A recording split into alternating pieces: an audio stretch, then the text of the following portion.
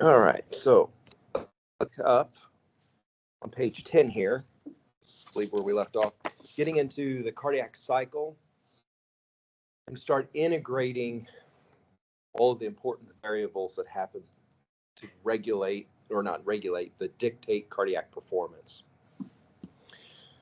So a lot of this hopefully is a little bit of a review from maybe previous classes, but I think it's going to be important to not only highlight here on the left side the basic text, but also start to incorporate what's happening in these different phases in what's referred to as the Wiggers diagram. So we're going to start at the beginning here. There's multiple places you can start, different textbooks, different classes go in different ways. I'm going to start at the beginning of ventricular systole. So we have opening of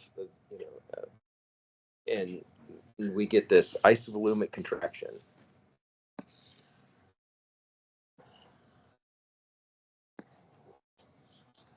That's actually should be closing. Sorry about that. So closing the valves. So when I say isovolumic contraction, we've closed all the valves. The volume cannot change, but we're squeezing. It's equivalent to me taking a balloon, tying it off, and I can squeeze. The volume's not changing, but I've increased the pressure within it. So I'm going to go back and forth between my text and this figure on the right here. So if we look at my figure on the right, I've got up here these various phases.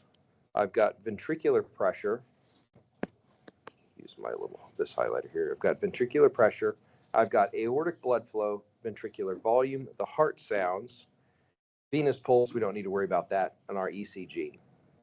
So if we see, here's our QRS complex, which we talked about in detail in the previous sections. We've got this period of isovolumic contraction. So the pressure dramatically increases. But note that the volume, if I come down here to this line here, my volume is perfectly flat. So I'm generating a whole bunch of pressure. It skyrockets up. There's no change in volume. Once that pressure gets high enough, if we look up here, here's my aortic pressure. And this red line that I drew, that's my ventricular. My aortic pressure is right here. This is diastolic blood pressure, right around 80 millimeters mercury. So when you talk about somebody's blood pressure, you have a systolic and a diastolic, 120/80. That 80, that's this diastolic blood pressure here. It's the lowest that it gets. Once the ventricle generates enough pressure that it's the same as that in the aorta, that starts our next phase of the ejection phase. So we open the valves. We actually have the ejection phase we can break down into two bits, a rapid ejection phase, which is kind of short, and a later, longer. So I'm going to use my red line here, isovolumic contraction. Well, let's get a different color here. Let's go with orange for my ejection phase. So now I'm in this ejection phase here. And during this ejection, where aortic blood flow is high, we can see down here my ventricular volume decreases.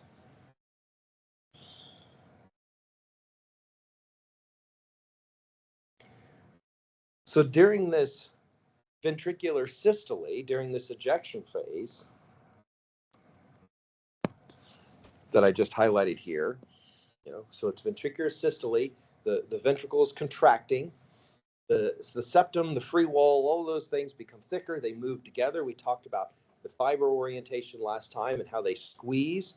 And in doing so, during this ejection phase, we get rid of a fair bit of blood, and there's a little bit left over.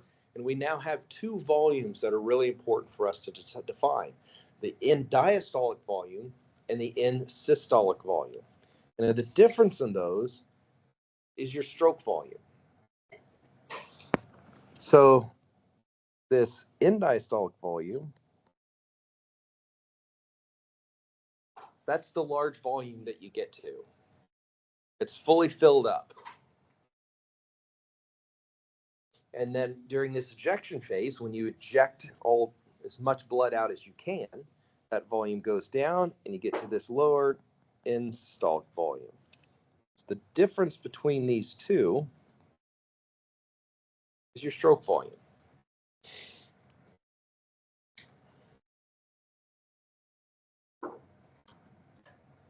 So here we're ejecting that blood out into the systemic circulation. As so, the blood pressure goes up, and that gets us to our systolic blood pressure. We'll talk more about that later on. Ways in which we get a lot of this information is if we actually look at some 2D images of the heart, we can see this large area here. So this is the left ventricle. This is end diastolic. So in this case, the end diastolic volume is around 120 mils. And then you just, because it's recorded, you can tick forward a few milliseconds. And now we've got this squeezes down, squeezes in from here, squeezes like that. And then we have that twist. And that gives us our end systolic volume, which is around 47.8. You can do the math, and that gives us a stroke volume of around 72 mils, which is pretty consistently what we report as a normal resting stroke volume. Now, this isn't the only phases. We've got to eject the blood here, so I'm going to go to the next page, and I'll scroll back up here a little bit to my Wiggers diagram. So we've ejected this. Now we need to go through the sequence of events to refill the ventricle. So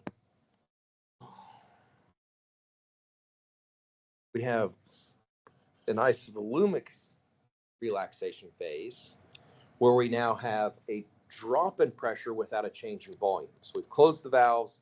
It's this period between valves closure and valve opening. We've closed things up. If we come back here, we have this isovolumic relaxation. Pressure dramatically goes down.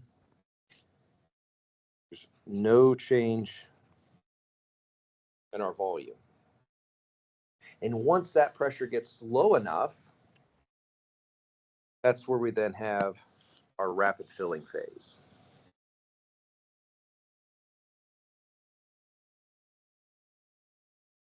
So like the mitral valve opens, blood that had returned to atria during, while the ventricle was contracting, the atria was filling up. Now during this rapid filling phase, we've opened up the mitral valve, for instance, and we've really filled it up. So that gets us into this. If we jump back up here, rapid filling phase. So pressure keeps to go down, and really volume starts to come back up. That then takes us to our last phase, which is kind of this diastasis, where we get just a little bit more filling. Pressure is really not changing that much in the ventricle, but we're really filling that ventricle back up. So if we jump back down here for a second, so we have our rapid filling phase, and then we follow that rapid with a slower filling phase called diastasis. So it's just a gradual increase in ventricular volumes and pressure. And then right before everything kicks off again, we have our atrial systole. As its little kick, remember that's associated with our P wave. So we'll jump back up here. It's actually on this side now. So we'll loop around, if you will. Get this little bump in volume. That has to do with our P wave here. That's the atria.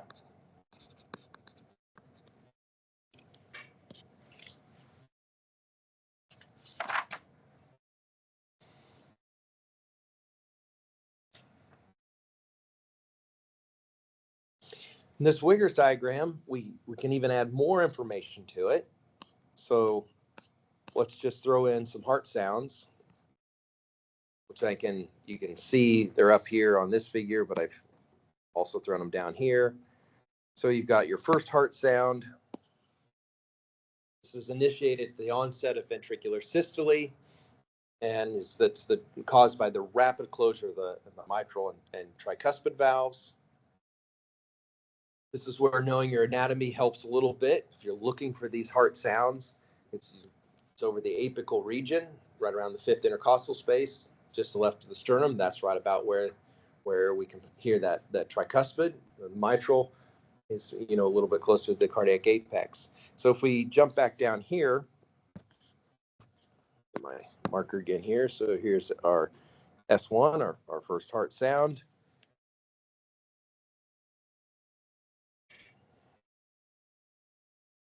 It's occurring right here. It's where it starts. This is because of our mitral valves closing and such. The second heart sound occurs with closure of the aortic and pulmonic valves. So if we jump back over here, here's our aortic valve closing. This is where we get that S2. The third sound, which you don't hear very often, is noted here. Sometimes heard in children and the elderly, you can hear it a little bit. It's believed to be caused by abrupt cessation and deceleration of blood entering the ventricles. You have to have pretty good ears and a pretty good stethoscope to hear that. Sometimes you'll hear a fourth sound.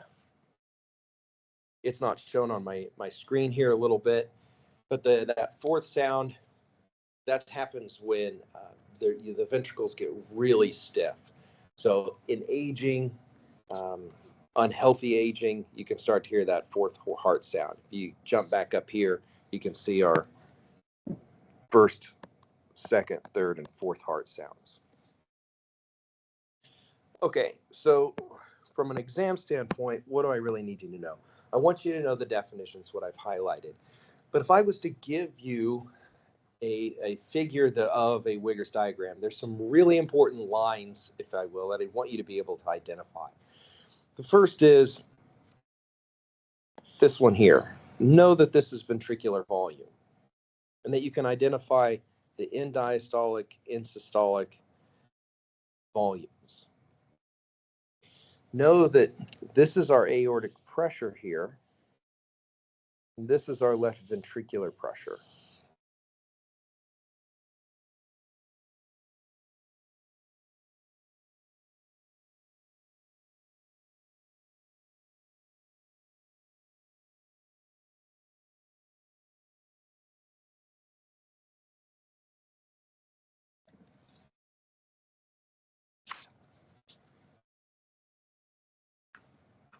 So this Wiggers is a great way to visualize everything, and it's a nice way to start to interpret, changes in cardiac function. I'm going to scroll down a little bit here.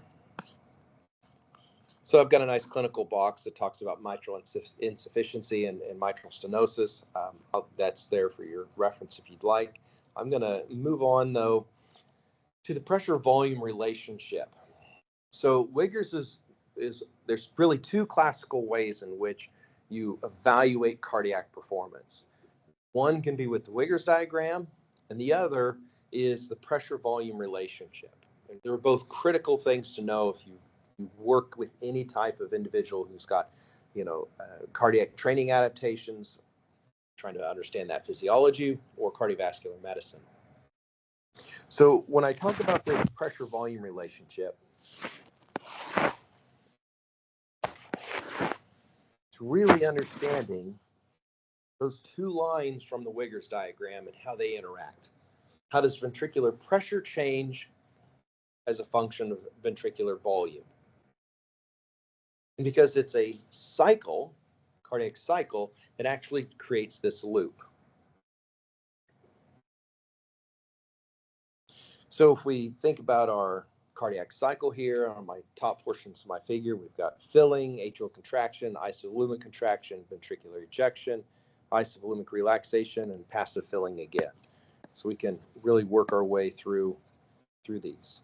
So the first thing let's just start during diastole. The ventricle fills, pressure increases. We go back up a little bit to our Wiggers diagram. You don't need to scroll at this point. Just let's go to this one here. It's a little bit better. So as my ventricular volume goes up, this over here is my filling. As this goes up, if we zoom in, there's a little bit of an increase in pressure here. Not much, but a little bit. In our pressure volume loop, this A is happening right here. So we have this diastolic filling. We have this, we go from about, in this case, 70 to up about 120. And either side of this, these dots, this really sets up our in-systolic or in-diastolic volume, because we went from a very small volume to a larger volume. And in this single beat, we've filled to our in-diastolic volume. We then have isovolumic contraction. So pressure rises abruptly.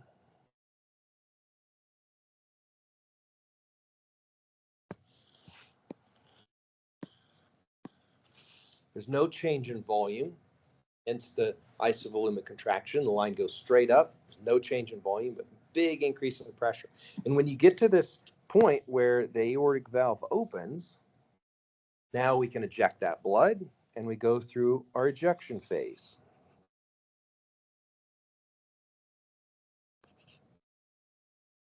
So that, those letters correspond to these here. So we get aortic valve opening. We got our early phase of ejection. We get rid of a lot of volume very, very, very quickly. And that's associated, that's why this pressure, increases a little bit. As we get to the back end of our stroke volume, we're still ejecting blood, volume's still going down, but it's not quite as intense as it was at the beginning. That's where we start to see a little bit of a decrease. And that's why it's got to cut this hump to it. And then lastly, we have our isovolumic relaxation.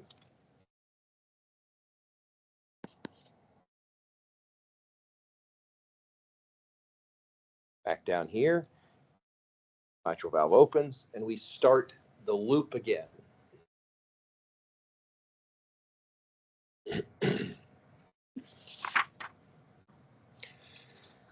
This pressure volume loop is really beneficial. We can relate it back to the Wiggers diagram, and a lot of times, and a lot of our understanding of cardiac physiology, whether that's in response to training or disease, comes from evaluating this curve, because we can take someone to the cath lab, you can put a catheter in, and you can track these changes in volume and pressure. And that's how you really start to understand some important relationships. And that's really what I'm going to get into over the next couple points here. So what do we have this loop. So first of all, I'm starring this figure. You should be able to correspond to relate this text to these positions on this particular figure.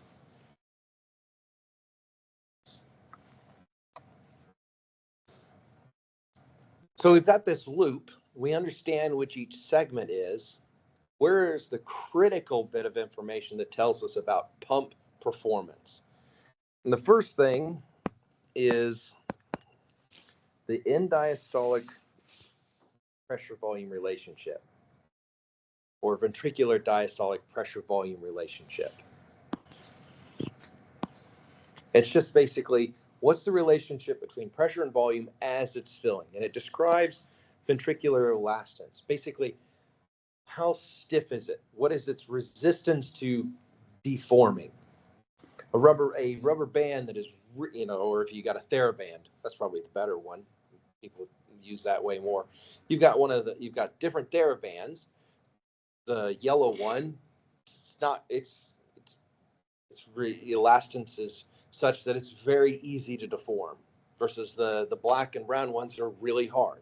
The ventricle is the exact same thing as it fills. So if we jump to my figure here, we've got this is normal. So as it fills, see, we're not building up much pressure because it's nice and it's easy to stretch, not much tension. But if I reduce the compliance or make it stiffer, like what we see with aging, physical inactivity, it shifts up like this. So this is an increased left ventricular end diastolic volume relationship. So as it fills and as it stretches, it builds more tension. Well, we can't measure the tension in the ventricle like we can on a TheraBand, but we can measure the pressure. So pressure, one way to think of it is pressure is proportional to tension. So as I'm just in this region right here, as I'm filling that ventricle, I'm stretching it, and if it's really stiff, it's really resistant to that, because it's got a lot of fibrosis, for instance, that pressure and the tension is going to build up. So that's one important thing that we need to take away from this type of a loop. The other is the end-systolic pressure-volume relationship. This is really the maximum pressure that the ventricle can develop at any given volume. Sometimes this is used as a measure of contractility. So we talk about preload, afterload, and contractility. Contractility, we say, is really important. How do we actually understand it and measure it? Well, the gold standard way is through these pressure-volume relationships. And the way it's actually measured, I'm gonna mark up my figure, but this particular figure you do not need to know from an exam. So there's actually 3 cardiac cycles under what I'm going to control, normal control conditions. And then I'm going to give a different color here. 1, 2, 3. 3 contractions after giving epinephrine. Epinephrine, we've already identified from previous lectures, we know is going to increase contractility. So where you actually get this is you just plot these 3, take the corner of our pressure volume loop, and you fit it with the line. So you actually have to use several cardiac cycles to get that. But from this, you can get this end-systolic pressure-volume relationship. From an exam standpoint, just know the definition. I don't need you to know that it takes multiple cardiac cycles. The measurement's a little bit challenging, but it's an important variable, and it's one that if you get into the literature and trying to understand, therapies and all of that, it's a term that you'll see. So I at least want you to have that in your back pocket. How does this pressure-volume relationship change as we start changing preload and afterload? Well, according to our Frank Starling law, if we stretch those myocardial fibers, we should get an increase in performance, an increase in stroke volume. We saw that if we stretch them, we put a little bit of increased resting tension, we get higher amount of active tension. That goes back to this concept here. This is preload, so if I stretch it to a certain point, I get an improved performance. So we know this is happening in our individual myocytes. How do we see this take place in the intact heart?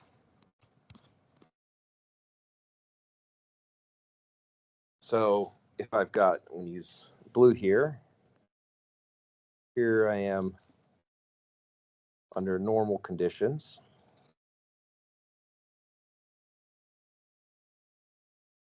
If I increase preload,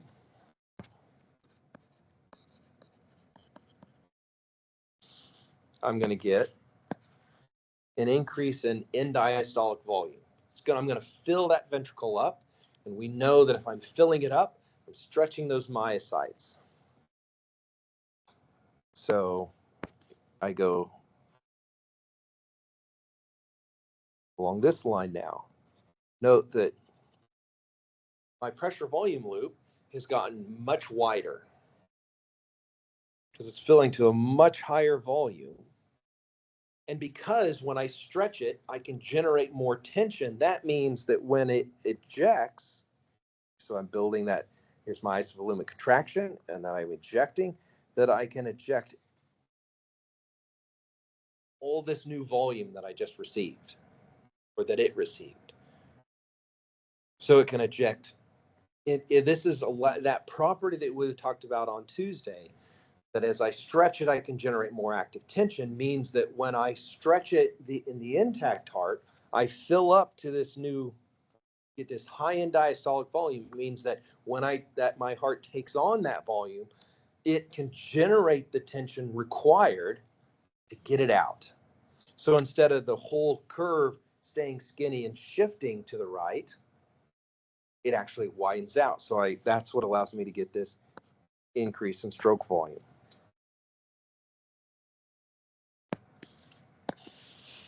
So I get this increase in end diastolic volume. It increases the width of that pressure volume loop. Therefore, I get an increase in stroke volume. I'm not going to highlight point B. There is some, because you are ejecting more blood into the heart, the afterload sometimes goes up a little bit. So sometimes you'll see it where the end systolic volume moves a little bit. But in reality, main thing here is you get this increase in stroke volume due to this increase in end diastolic volume. What about afterload? Well, as afterload increases, for example, because I've increased the pressure in the circulation, so it's got to generate more pressure to open that aortic valve, both the rate and the extent of sarcomere shortening decreases. We talked about this at the cellular level last time. The velocity is not there. It's much harder to do things. So what this means is a reduced blood volume is going to be ejected from the left ventricle, and your end systolic volume is increased. And I know that sounds counterintuitive, but if we think about it from our pressure volume loop, we can start to see this. So again, here's normal. So I fill, I eject, or I generate my pressure and I eject. Pressure comes back down. If I increase the pressure, so I increase afterload. Now, if I fill my ventricle, when it's time to generate pressure, I've got to generate way more pressure. This is where understanding the Wiggers can sometimes help things out a little bit. If I come back to this, let's say, for instance, I'm going to give my person a little bit of hypertension.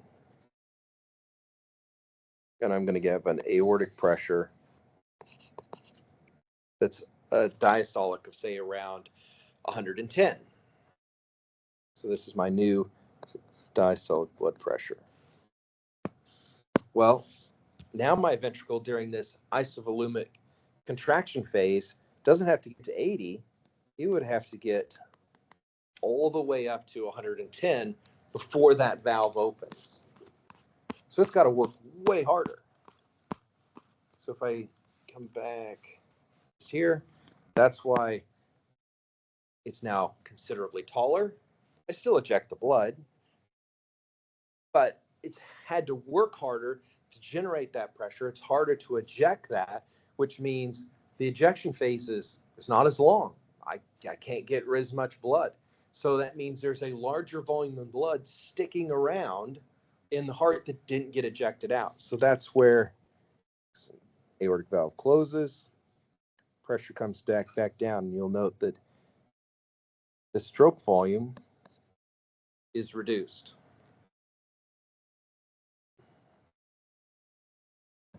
So we get this increase in end systolic volume.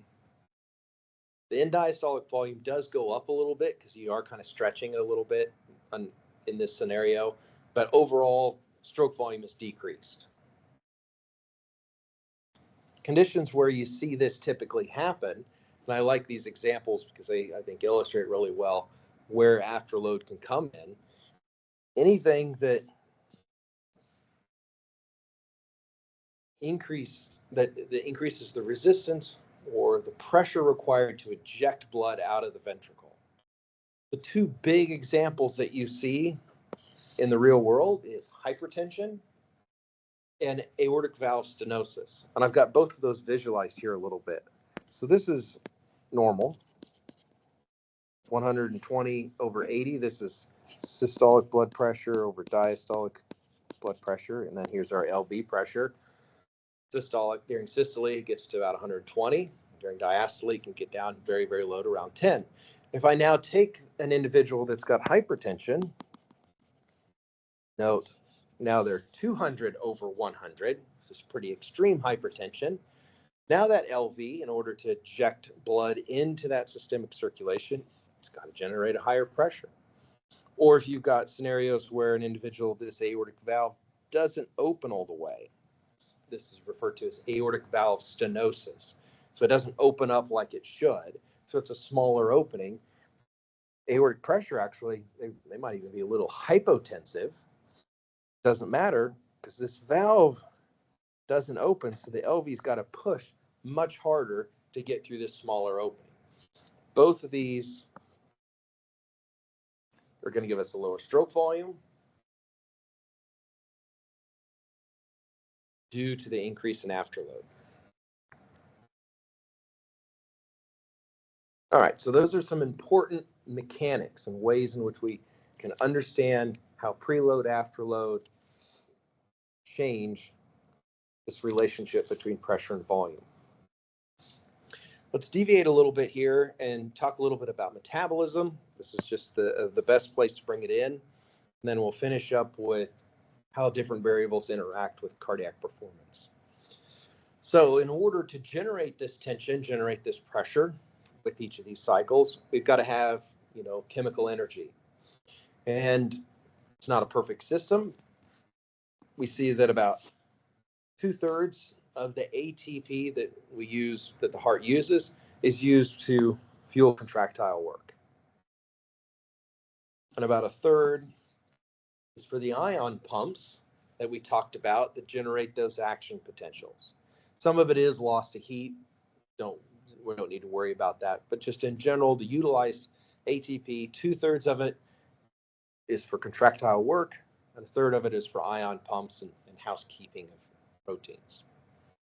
Primarily, the means in which we generate ATP is through oxidative phosphorylation in the mitochondria. There's various numbers out there, but roughly 98%, give or take, large majority is from mitochondrial function. So really high mitochondrial content in cardiac myocytes. And as you can see, small amount from glycolysis.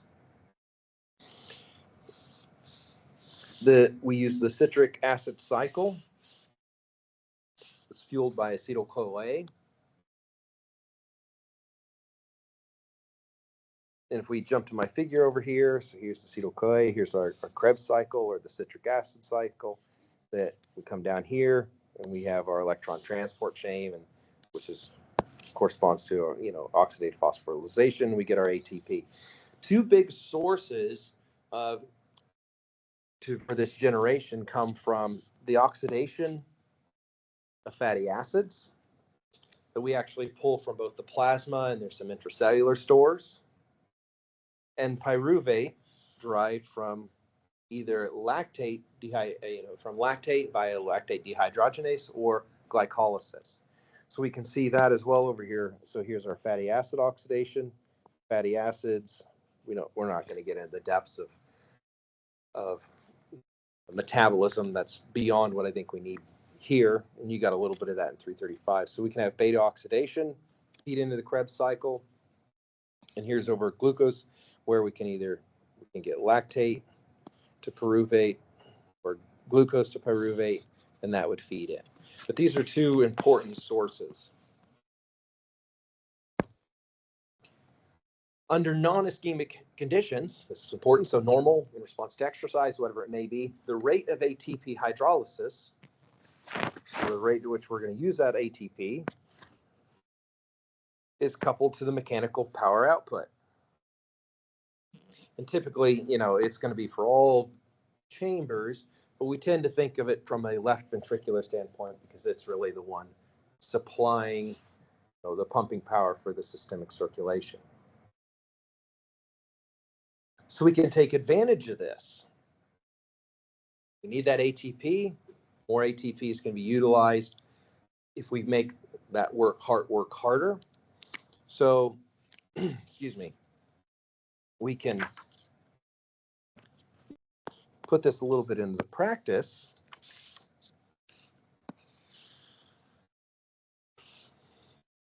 Because it's largely oxidative phosphorylation. So we want to understand the rate of oxygen utilization by the cardiomyocyte. And what we find is that the energy expended is proportional to really the work the heart is doing. Work is just, tension, force, and time. So if we better understand the tension that the heart has to generate and the amount of time that tension is maintained, that's going to tell us a vast amount about how much energy is being required by the heart. Well, we can get this. Tension, time, we can estimate this, and we can actually estimate myocardial VO2, which is just the same as skeletal muscle VO2. This is, again, the heart primarily using oxygen. What's one of the biggest things that we have to that determines how much tension is being developed during an individual cardiac cycle? The afterload. This is pressure. Remember, pressure can be proportional to tension. So this heart here has to work harder. It's going to generate more tension, has to generate more pressure.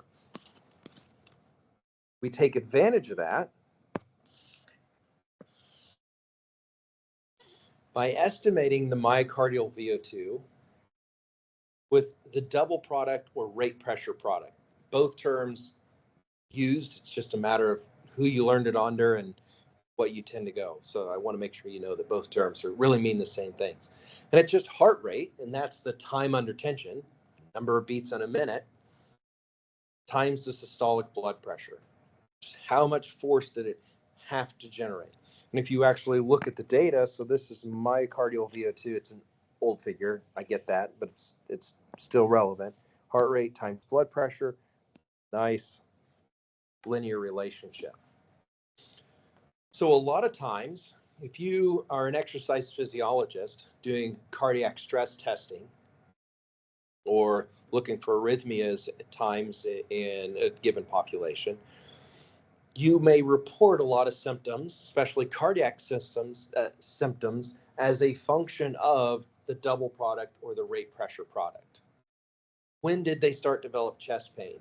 When did they develop a myocardial ischemia? When did they develop an arrhythmia? Yes, you would note the speed on the treadmill, but we really don't care about how much work the legs are doing. We care about how much work is the heart doing in an individual. So that's where you would take and oftentimes report those symptoms as a rate pressure product, that it was at this rate pressure product that symptoms started to develop. Now if I can reduce their blood pressure, reduce the afterload, now those symptoms they can do certain activities before those symptoms come on. We also want to understand this rate pressure product, the myocardial VO2, because I've already identified that ATP is 98% through oxidative phosphorylation. That means it's got to have adequate oxygen delivery to the myocardium. This O2 delivery in any tissue, skeletal muscle, cardiac muscle, it's both a function of blood flow and arterial oxygenation. Well, at rest, the myocardium already pulls out almost 80 to 85% of the O2 that it's delivered. So in order to increase O2 delivery, in almost any scenario, this has to be achieved by an increase in bulk blood flow. We can't really extract more oxygen. If you think back to 335, we can't extract more oxygen at the heart. We've got to deliver more. So this is myocardial VO2, which is this here. This is coronary blood flow. That blood flow has to go up.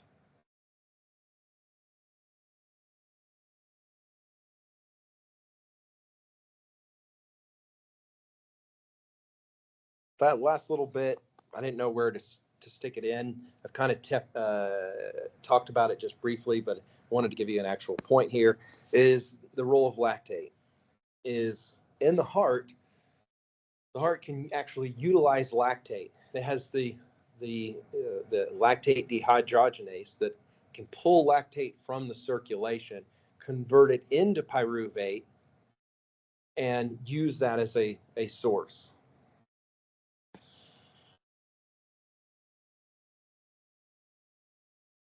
And it can dump it into the citric acid cycle and give ATP.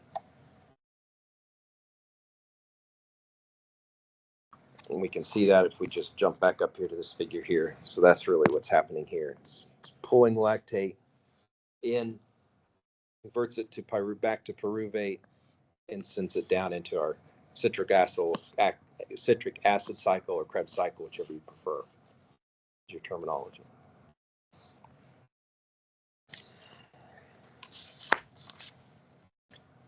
So I want to spend a little bit of time now talking about factors that control cardiac output.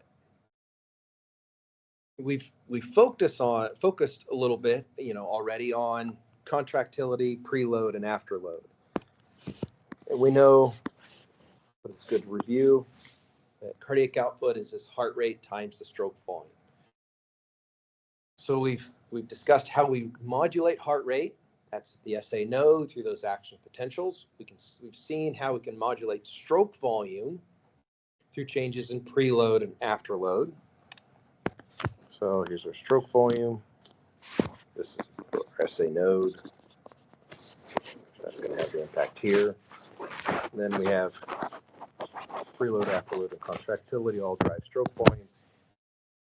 And then it's this interaction that gives us our cardiac output. And this nice little figure over to the right here just highlights how we can change end diastolic and end systolic volume through changes in preload, afterload, and contractility. All relates back to those pressure volume loops. It's really important to recognize, though, that the heart does not work in isolation. We like to teach it that way, and that's kind of how we've really built it. It's like I've taken this heart and I've taken it out of the body, and I can set it here and I can just do some things to it. And I can understand these relationships. But in the intact individual, that's not how it works, as you're aware.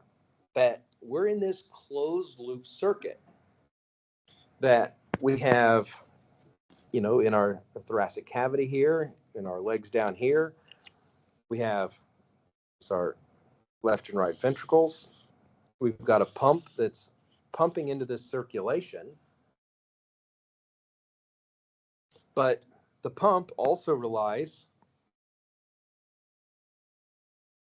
on that same reservoir, if you will, to receive blood. So we now have this unique conundrum where preload and afterload most definitely determine cardiac output. That's what we've talked about all day today. Everything prior to this, it's been kind of along this particular lines. Is that if I increase preload, I increase my stroke volume, cardiac output is going to go up. If I increase afterload, that decreases my stroke volume and therefore would decrease my cardiac output.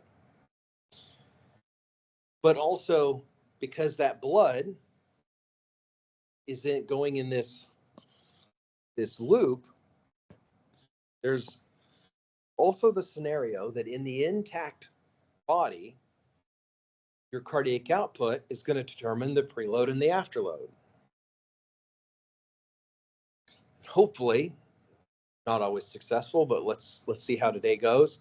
I can break these two concepts down a little bit and hopefully help them make a little bit of sense. So we're going to start with kind of going down this path of a cardiac function curve and really building on how preload, for instance, affects stroke volume and therefore cardiac output. And this is just, we're expanding on things that we've really been building up to this point. So increase preload. If we do that in single muscle cardiac muscle fibers, we increase the stretch. That's going to result in a greater tension development. We saw in our pressure volume relationship that if I increase the preload, I can eject that stroke volume. So if we look at it from an intact way, we saw this over here is our volume and our pressure. Here's our increased preload. We plot this relationship. This is end diastolic, left ventricular end diastolic pressure, which is really just preload. Preload's a hard thing. Pull up 10 different textbooks and papers that talk about preload. They'll all have measured it in a different way. It is confusing as hell. Some people use right atrial pressure, some use ventricular end diastolic pressure, some actually use venous return, some use a thing called pulmonary capillary wedge pressure. It's miserable. So don't worry about that too much, but if we look at preload as a function of stroke volume, we increase venous return, that stroke volume goes up. If you decrease venous return, the stroke volume goes down. So we can visualize it like this. This is kind of our Frank Starling relationship. We can see how it changes our pressure volume relationship from there. So what determines this preload? We'll build on this a little bit over the semester, but I want to start with really just this concept of venous return. That's really the biggest determinant. The blood coming back to the heart. And the rate at which blood comes back to the heart is going to be determined by really a pressure gradient between the right heart and the vena cava. So if I take my image right here, so this is venous pressure. It's down here in, say, the abdomen. Here's our right atrial pressure. Down here, I'm going to give it a pressure of about 10 millimeters mercury. And here, I'm going to give it about 2. So we've got this pressure gradient. And blood flows from high to low pressure. You know that from previous lectures. And then there's a little bit of resistance that can come into play here. It's not a free system, so we can actually calculate the venous return as the pressure gradient divided by the resistance. You don't need to know this equation. But just know that the pressure gradient, that this venous return is determined by the gradient between venous pressure and that in the heart, in the right atria. Those are two very important things. So we can take this relationship, this Frank-Starling relationship, and this concept that if we increase preload, we have this increase in stroke volume, and we get what's referred to as a Starling curve or a cardiac function curve. Yes, again, I note that multiple times throughout this lecture, I'm giving two term names for the same thing. Apparently, cardiovascular physiologists for the last 30 years haven't had talk to each other, because there's numerous places where the same thing has 3 different names. But these Starling curves, or these cardiac function curves, just simply describe how increasing or decreasing central venous pressure changes cardiac output.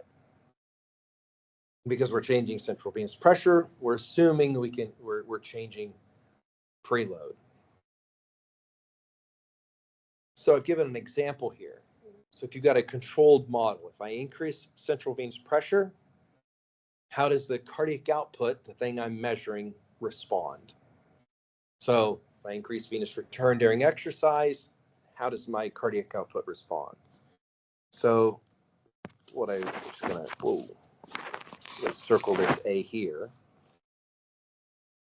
That's this curve here. That as my venous return or preload goes up, my cardiac output is going to go up with it.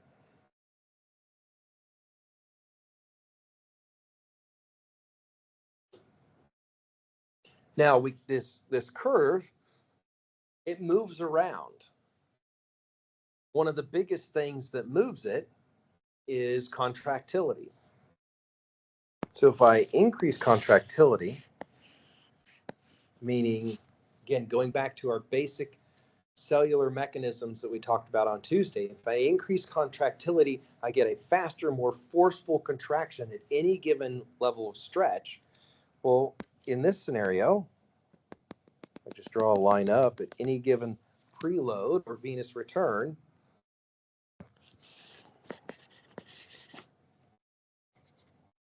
My cardiac function curve gets shifted upwards. And a decrease in contractility would bring it down here.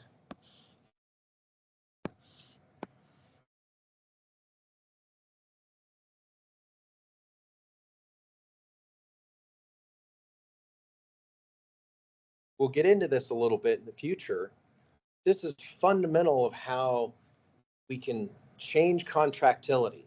Say we increase contractility with cardiac rehab or exercise training. At any level of filling, you get a better cardiac output. We detrain somebody, we age someone, we give them heart failure. We can lower that contractility such that for any level of filling, we have a lower cardiac output. So this is the cardiac function curve, that if I change venous return, cardiac output is changed.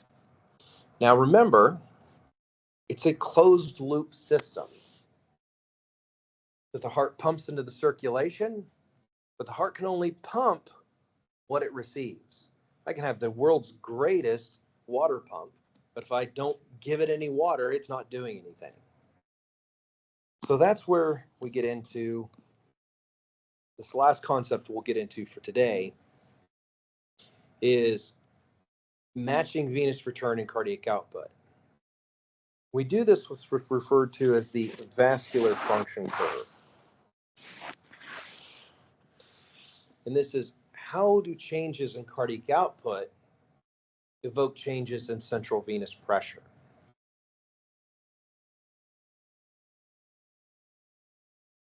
So I'm going to walk through a series of figures, and hopefully by the end of this idea of, how does the cardiac output change, affect venous return? How does this all work? So we've got an experimental setup here. I've got an individual, they're laying on my exam table here. They've got a cardiac output of 5 liters per minute, and I put a catheter in, and they've got a central venous pressure. So this would be the pressure right before it gets into the right atria, which again is just a measure of, this would be venous return or preload. Okay, so you're laying there. This is where it's at. You got a cardiac output of 5, the venous return or venous pressure of about 2.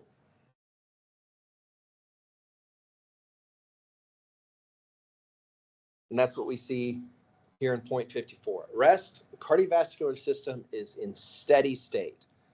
Got a nice constant beat, 5 liters per minute. I've got an arterial pressure that's generated by that heart of around 120 millimeters mercury. And I've got a venous pressure, think back to A and P. Remember, the venous side has a lower pressure.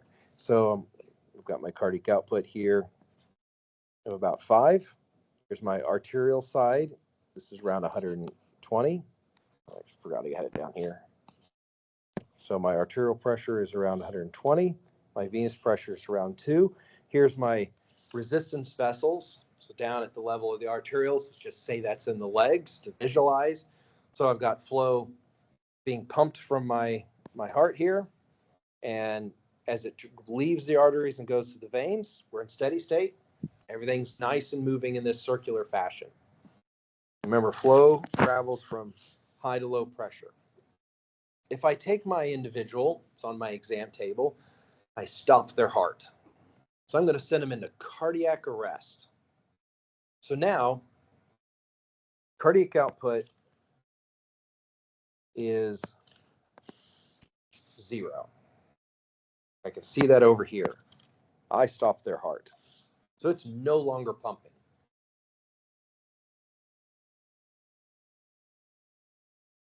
There's still pressure, and this is immediately, like I've stopped it and then I'm looking at everything. So we're talking in the first few seconds after I've stopped the heart. Remember from A&P, arteries and veins, they're not like a piece of PVC pipe. They're not a steel pipe. They can stretch.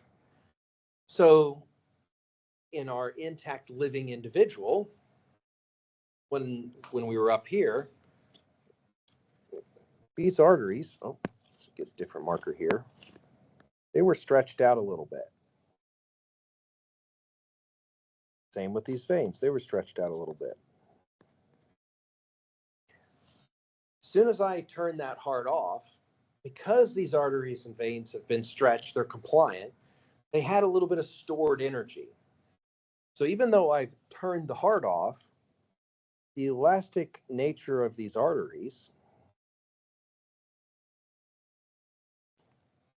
kind of squeeze things back down.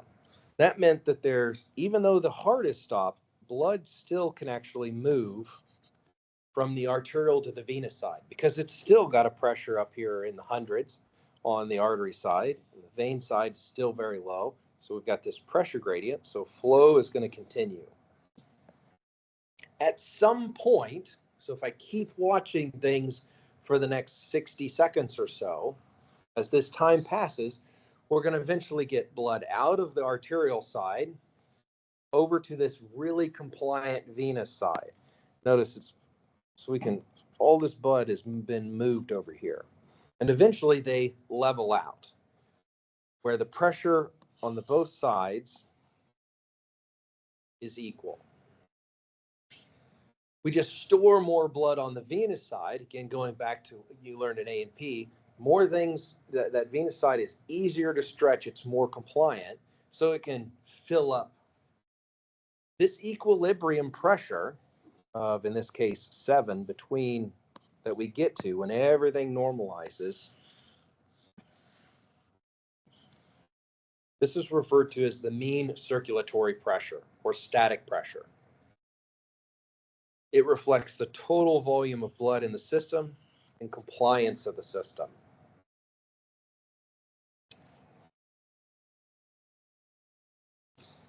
So if I jump back here we were before at rest. Right up here, this is our mean circulatory pressure.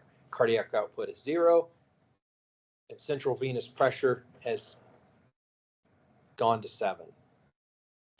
We work along this curve. So there's actually, in the intact system,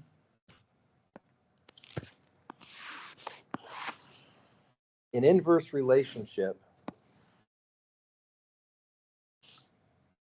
between central venous pressure and cardiac output, such that if I suddenly and rapidly decrease cardiac output, that runoff from the arteries to the veins, we get a mismatch between that runoff and the heart, and that results in an increase cardiac output, or an increase in venous pressure, sorry. Because we're getting this transient, relocation of blood from the arteries to the veins.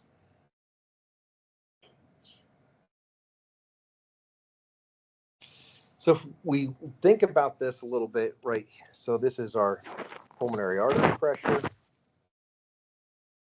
Here's our venous pressure. And here's our cardiac outputs. So I'm actually going to work a little bit backwards here. So here's our cardiac output of 5. Cardiac output 5. Oh, that venous pressure is right there. If I decrease that cardiac output down to 1, So down here to 1. I've moved along this curve here, and the venous pressure has gone up.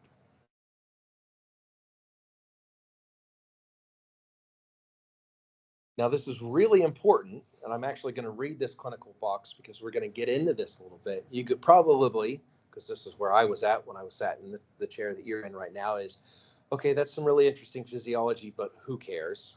Like, what is it? Why is any of this, this relationship, the physiological relationship between cardiac output and venous pressure, why does any of this really matter?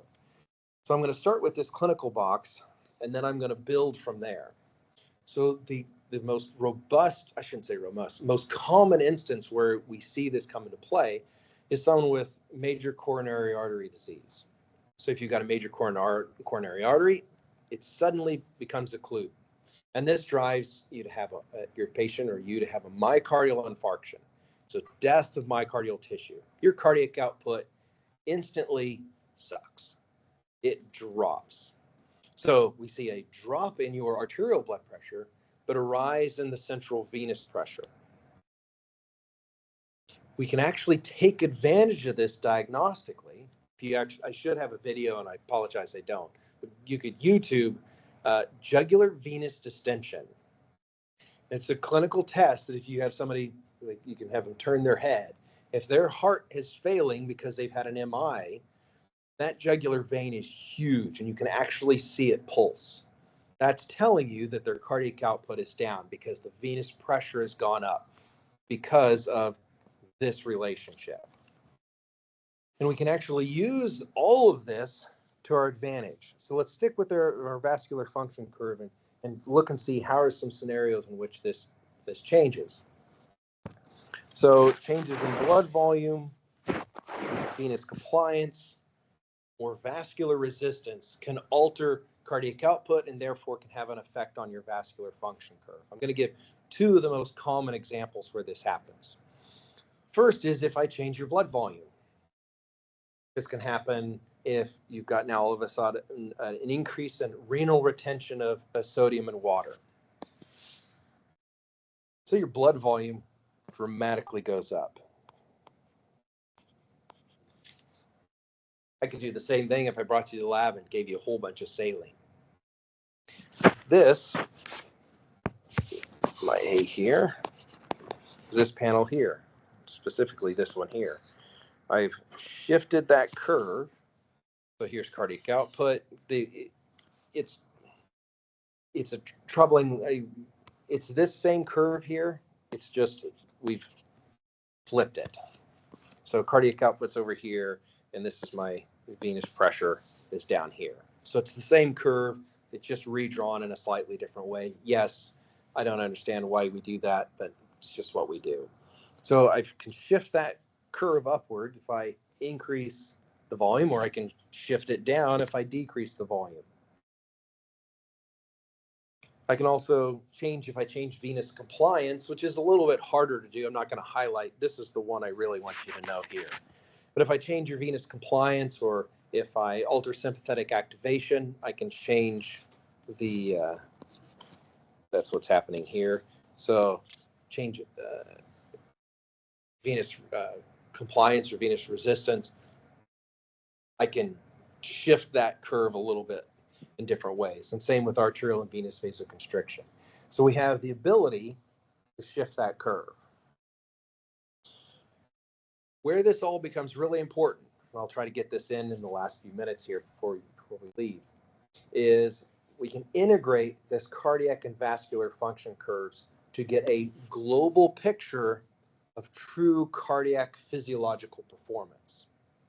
Because we're in this closed circuit, heart can't pump more blood than it's delivered. And so they're integrated. Both of these curves are really telling us similar bits of information. So remember, cardiac output, volume of blood pumped by the heart per unit. Venous return is the volume of blood returning to the heart per unit time. Our cardiac function curves and our venous function curves in the same person actually overlap. So we have our cardiac function curve, and our vascular function curve. So this vascular function curve is just this. It's just this. Note similar shape. Again, they flip the cardiac and central venous pressure. And our cardiac function curve is just this. They just plotted them on the same graph for the same person. The equilibrium point right here, that's where your patient exists at any given point in time. Whatever their physiological condition is, these lines intersect, and that equilibrium point is where this is the operating point.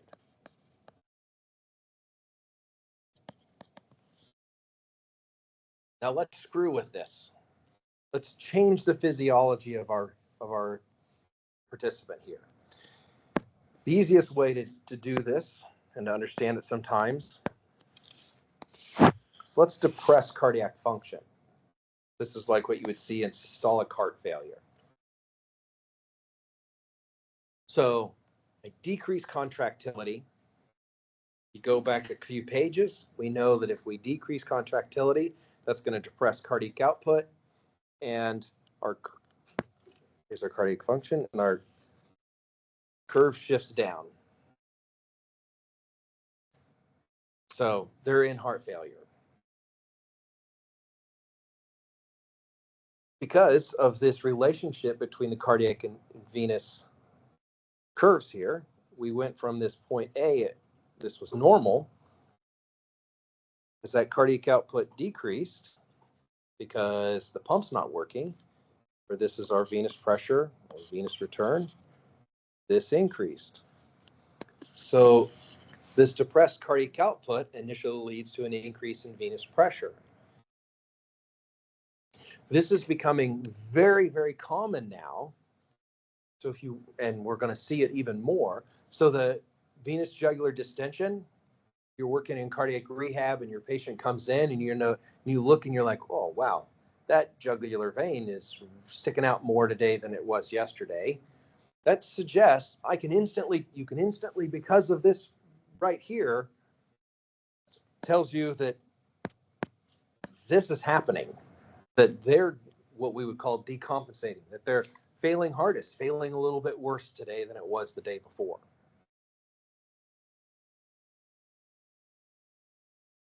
There's newer technology now where they can actually, it's about this big. It looks like a little tiny pill. They can actually put it in your pulmonary artery and estimate venous pressure, and it's Bluetooth to a pillow, so the patient can actually lay down, and it's all designed to track this.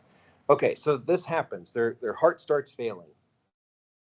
Now, if we decrease cardiac function, but we go, well, let's try to improve. Let's try to get the heart working a little bit better. What's the easiest way to improve cardiac output and stroke volume? It's increase preload, right? Because I can't just contractility, the heart's failing. So let's stretch it a little bit more and generate more active tension. The body actually does this. Kidneys regulate this, but you could do the same thing. I'm just going to give them some more blood. That's going to help stretch that heart out. So we get a little bit with this increased blood volume and venous constriction, all these things. And this all happens in what's referred to as compensated heart failure. So we actually shift our vascular function curve. Remember I said if I increase the volume, I can shift that curve up. So in compensated heart failure,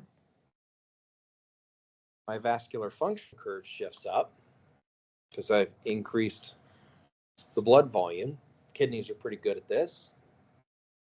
And you'll note by doing that, we went from B to C.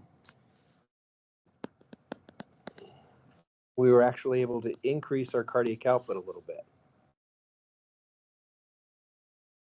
Now, this comes at the expense that notice that our venous pressure went up even further. This is where I know we're not getting into the depths of pathophysiology, Ever heard of congestive heart failure? The congestive portion of that congestive heart failure is due to pulmonary congestion, because the lungs don't like lots of pressure. If the left heart is failing, go back to your anatomy, the left heart is failing, that means you're getting this pressure, this increase in venous pressure is being transferred to the pulmonary. So pulmonary edema, peripheral edema, you work with older individuals who are in heart failure, they've got that, you can see their legs are really thick, the edema that comes from that is because of this exact thing here. Because their heart has failed, they compensated, and their heart has failed, and that increased venous pressure. Tried to improve pump performance by increasing preload. That did help cardiac, so the brain's getting its cardiac output, and it's happy. But at a consequence, we've had to increase pressure to get there. So there's some important implications that come from understanding and now you start. We'll get into this later on in the semester. We then throw cardiac rehab at this. We start working our way backwards towards normal. All right, that's as far as we've got time for today. I'll just record this real quick later today. The last little bit is just different ways in which we can measure cardiac structure and function. We're trying to relate of all the basic physiology we've talked about. If you were to take a person and try to understand it in them, how we might do that. So I'll record that this afternoon or tomorrow and get that posted for you. With that, have a good weekend.